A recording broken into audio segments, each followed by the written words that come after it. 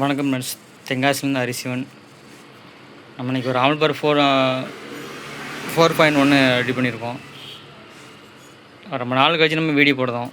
நம்ம வீடியோ போட கொஞ்சம் வேலை பிஸியாக இருந்தாக்கில் வீடியோ எதுவும் போட முடியல, டைம் கிடைக்கல, வேலை கொஞ்சம் அதிகமாக இருக்கும். ஆடியோ ஆம்பிள்பர் நம்மளோட நிறையா ஆடியோ வந்துக்கிட்டே இருக்குது, ஸ்பீக்கர் காயில் போட எல்லாமே. அதனால நமக்கு டைம் இல்லை.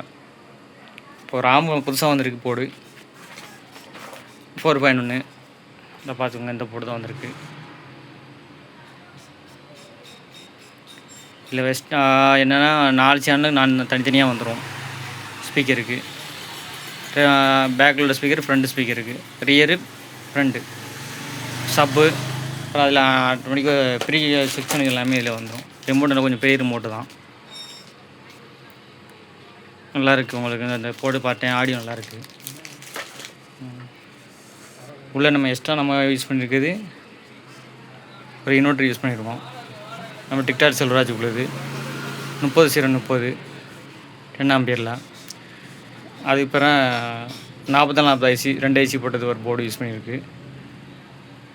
எஸ்டிகே ஐசியில் ஒரு போர்டு யூஸ் பண்ணியிருக்கோம் 4392.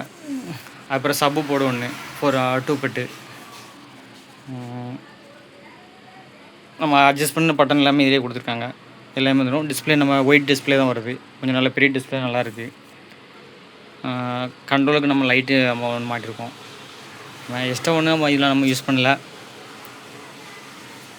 ஆடியோ நல்லா இருக்குது. உங்களுக்கு ப்ளே பண்ணுறது எப்படி இருக்குன்னு பாருங்கள்.